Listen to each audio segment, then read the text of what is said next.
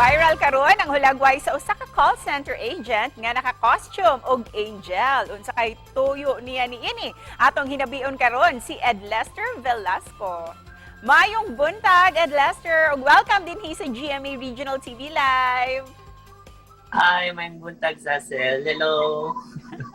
So nice to meet you, Ed Lester. Kumusta man ang kinabuhi nimo isip usa ka call center agent?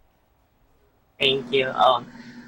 Being a call center is really, it's a mix of emotions. You could be happy, you could be sad, like yung mga days na stressful. So, it's just like the same lang sa different jobs. Good. But so far, I've been in the BPO industry for almost 10 years. Hisgutan usab nato ang imuhang nag-viral nga post sa social media katong imuhang photo taken at your office. Can you tell us the story behind that photo?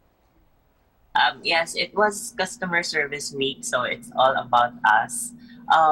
There was a competition na we call it dress up your chair. And last minute jud kaayo to ang among material, so we ended up having katong wings na among girent. And then isa ka 2 meters lang nga tela. And we tried putting it sa chair and grabe siya ka boring. Although nice kay ang wings, so my team suggested na why not ikaw na lang mo suot aniel mo to, ako gid siyang gisuot, and grabe na nun kayo ang impact. But at the end, wala gyapon mi ni daog kay wala mi ni follow sa instructions.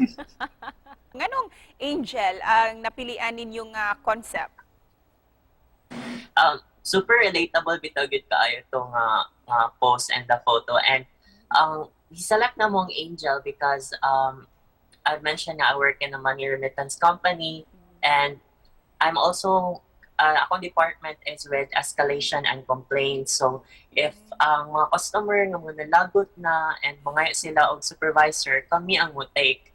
So ang linya nga when customer wants to speak with someone higher is so jud kaayo sa among line of business. So mo tong angel gid among gipili. Talking about that, no, kaning linya nga I want to speak someone from the higher ups. Mo to naka-inspire ba sa imong caption, Ed Lester? Yes, and I think most of ang reason nga nag-viral siya is anyone can wear like an angel costume and ing ato lang, but I think the setting, the caption, and the photo itself, like total impact jud siya. Have you encountered kanang mga irate jud kayo ng mga customers? How do you deal with them? Yes, as someone in escalation and complaints, like every day, yun me makadawat og mga irate customers. And I think the best way of dealing it is not thinking na it's about you, but technically just put yourself in their shoe ba na. They have this issue, and dili jud well, just sila galagot nimo, but sa ilaha lang yung situation. And since nag-obserbar kita sa adlaw sa kalag-kalag, para kanimo Ed Lester, unsay significant sa mga angels ning panahona? I think yung significance ng angel sa kalag-kalag is to always know na someone is guiding us. So no matter what we do, always be kind because we can never go wrong with kindness. Tinuod gayud ka na ug isip pa na pos unsay mensahe nimo para sa ato ang mga viewers karong buntaga, ilabi na katong mga nalingaw gayud sa imuhang viral photos?